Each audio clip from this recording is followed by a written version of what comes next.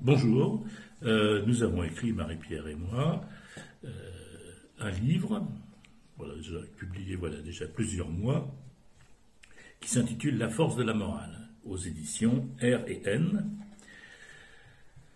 Et ce livre, nous avons décidé d'essayer de le faire connaître en donnant les principaux aperçus et en soulevant des questions qui peut-être inciteront les lecteurs potentiels à se précipiter chez leur libraire favori pour en faire l'achat. Voilà. Alors, tout d'abord, Marie-Pierre, est-ce que tu peux expliquer pourquoi le titre La force de la morale? Alors, la force de la morale, parce que ça fait suite à un questionnement qu'on avait tous les deux, justement, concernant la morale.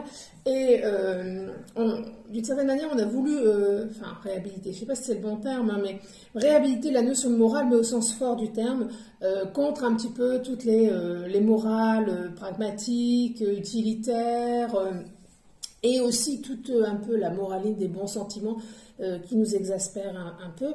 Et donc, ce qu'on a voulu montrer dans ce livre, on est parti de l'hypothèse, en fait, que la morale est constitutive de ce que nous sommes. Alors, je vais m'expliquer un petit peu.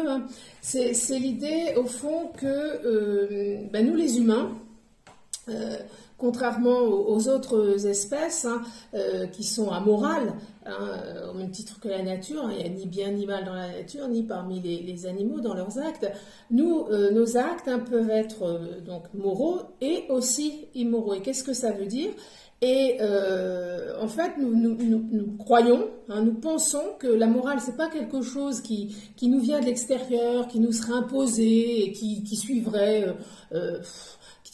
de certaines modes en fonction des contextes qui pourraient se présenter, mais qu'au fond, bien plus radicalement, la morale, elle se constitue en même temps que nous nous constituons. C'est-à-dire qu'en fait, les êtres humains, donc ça c'est notre hypothèse, s'érigent de fait, ils sont institués de fait moralement, du fait de la relation que nous avons, enfin des relations que nous avons avec les autres, parce que sinon, si nous n'avons pas de relation quand nous naissons et par la suite, nous ne nous humanisons pas, ou en tout cas pas complètement, et que donc en fait il y a une espèce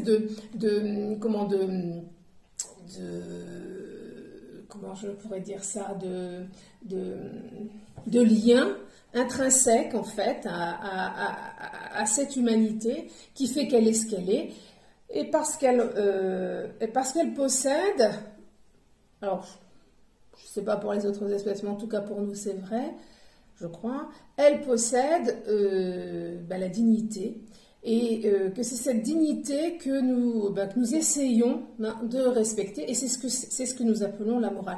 Et donc en fait on a voulu montrer un petit peu, on a examiné un petit peu les différents types de morale qui pouvaient exister, et ça c'est, je sais pas, tu vas peut-être mieux en parler que moi puisque c'est la première partie du livre. Oui. Je te laisse en parler. Oui. La première partie du livre est surtout consacrée à l'étude des théories morales en vogue aujourd'hui, et notamment tout ce qui tourne autour de l'idée d'une morale minimale. C'est-à-dire qu'on part de l'idée que, au fond, la morale n'est qu'un ensemble de règles qu'on nous impose, un peu comme le code de la route, et que le mieux, c'est qu'on ait le moins de règles possible. Et c'est à l'examen de ces doctrines morales moderne qu'on a consacré donc la première partie. Moi, je voulais rajouter une chose simplement sur le caractère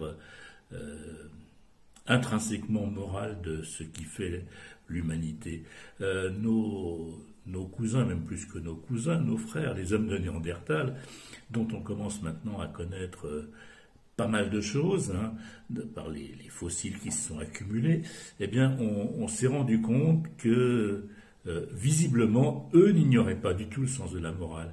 On a trouvé par exemple un fossile d'un homme de Néandertal qui visiblement avait été quelqu'un dans sa prime jeunesse fort handicapé, qui devait être sourd comme un pot et qui semblait avoir du mal à marcher tout seul. Eh bien, cet homme de Néandertal, il a vécu jusqu'à plus de 50 ans, ce qui veut dire que donc le reste du groupe qui étaient des chasseurs-cueilleurs, hein, qui n'avaient pas de TGV pour se déplacer ni de fauteuil roulant. Le reste du groupe a passé sa vie à transporter cet homme. Et je crois que ça indique très exactement ce que c'est que le sens profond, naturellement moral de l'être humain, qui peut être aussi, s'il est délié des liens moraux, la pire des bêtes féroces, comme le disait déjà Aristote. Oui, tout à fait.